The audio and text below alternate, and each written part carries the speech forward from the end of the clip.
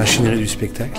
C'est hyper important parce que du coup c'est l'arrivée des décors, la sortie des décors, il faut être hyper précis. Enfin, t'as vu, on a des repères au sol, tout ça dans un environnement hyper sombre. Et c'est ça qui donne toute la fluidité du spectacle. Donc souvent, avant même d'entrer dans le jeu, les manipulations, il faut que ça soit réglé parce que c'est hyper important. Parce que c'est un environnement qui est tout petit. Pour moi, c'est un des trucs les plus importants, avec le jeu et la manipulation. Mon rôle au sein de la compagnie, c'est directrice artistique. Et du coup, mon rôle au sein de la compagnie, au sein du théâtre Le Guignol de Lyon, c'est de chapeauter un peu tout. Il y a les projets, il y a les réunions avec les équipes artistiques, il y a l'équipe technique.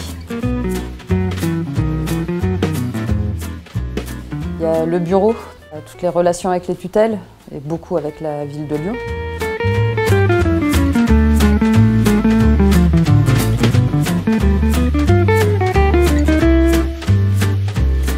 Bon les amis, on va attaquer le filage arrêté, tout le monde est prêt? Au départ, je suis comédien, marionnettiste. Plus sur la mise en scène. C'est-à-dire que là, j'ai une vue d'ensemble, chose que je n'ai jamais de l'intérieur. Et puis c'est beaucoup moi qui construis les images. J'obtiens ce que je voudrais des comédiens. Voilà, enfin plus ou moins. On n'a jamais, eux ne sont pas des marionnettes. Et c'est assez passionnant comme boulot. Là, Niafron le cherche là où il a disparu. Et puis ensuite, vous regardez en l'air, vous regardez à droite, à gauche, et là, il apparaît. Andouillette d'argent! Non. Vous dites vos noms. Ah oui, pardon, excuse-moi. Attaque super cabu! Donc, Fripouille est sorti derrière la porte. Ouais. Guignol et Niafron se relèvent. Oui, je suis marionnettiste au Guignol de Lyon et pour moi c'est très important parce que ça réunit vraiment toutes mes aspirations en fait parce que je fais du chant à la base et je suis aussi comédienne et du coup c'est vrai que être marionnettiste pour moi c'est être assez polyvalent en fait. Est-ce que je coupe le rouge ou le bleu? Bah si je coupe le rouge, si c'était le bleu je m'en foutrais tout.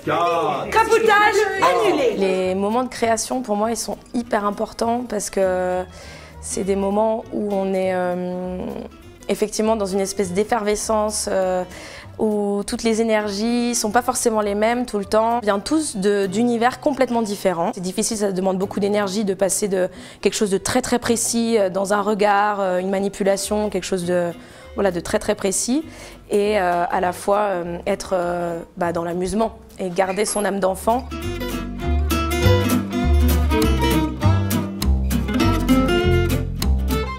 Ouais, costumière, plasticienne, ça n'a pas vraiment de nom en fait, donc on mixe les deux.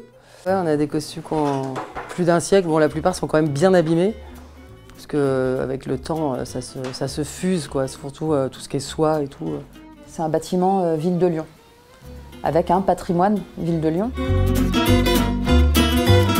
En gros notre mission c'est de prendre soin de ce patrimoine, donc de le conserver, d'en prendre soin, de l'utiliser aussi pour nourrir nos réflexions, nos créations, nos projets, de le connaître, d'inventer aussi le patrimoine de demain, de faire que Guignol et ce théâtre-là puissent être toujours présents dans notre monde aujourd'hui et dans le futur.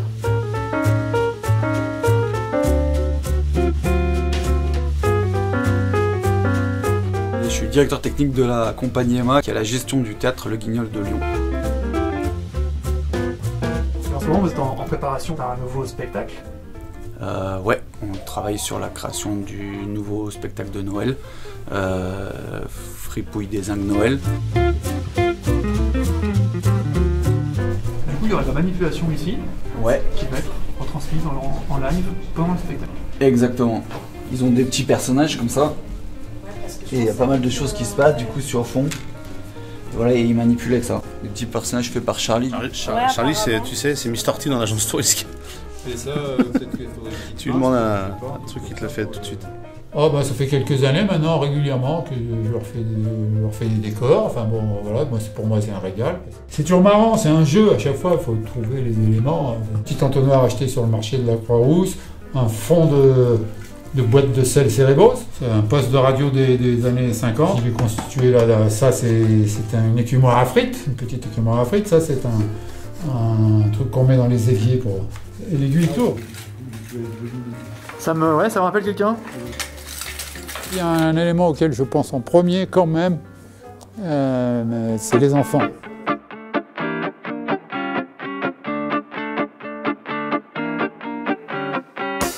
On est content d'être ici, de travailler, de se retrouver entre collègues.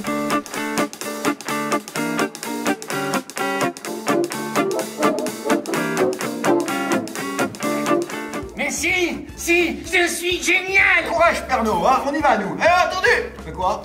Est-ce que vous pourriez peut-être m'aider à pousser le traîneau? Bah ouais, c'est tout un univers là que j'ai découvert et que c'est chouette. On bosse tous ensemble, on se donne des coups de main les uns aux autres. Il y a une espèce de petit vivier artistique là qui est chouette quoi.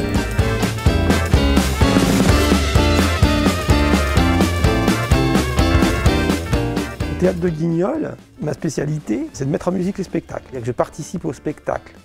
Donc il y a une phase d'abord de créativité, et puis après, une phase d'exécution. Je suis sur scène avec les comédiens et j'essaye d'intervenir musicalement en même temps que ce qui nourrit le spectacle et ce qui permet de le vitaliser, de le rendre plus nature. Soumis à condition dans la limite des stocks disponibles.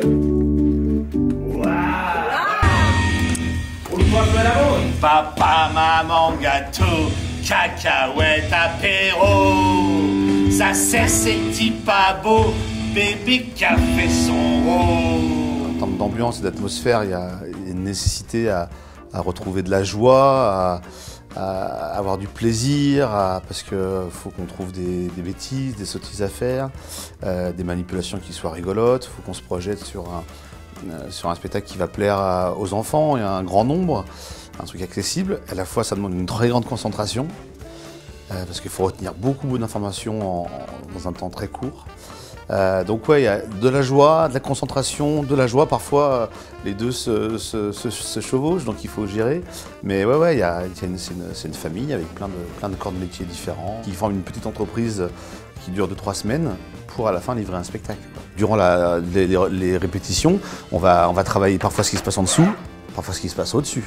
Pour pouvoir donner l'illusion que la marionnette, elle vit des émotions, nous, c'est vrai que dessous, on doit donner une énergie de fou. Disons qu'il faut que le jeu soit outré en dessous. Il faut vraiment grossir le trait. C'est à nous de mettre assez d'état pour que ça remonte à la marionnette. Le gros plaisir, c'est une fois que tout est mis en place, c'est de pouvoir jouer pour les enfants et d'entendre. Moi, je suis toujours impatient d'entendre les premiers rires.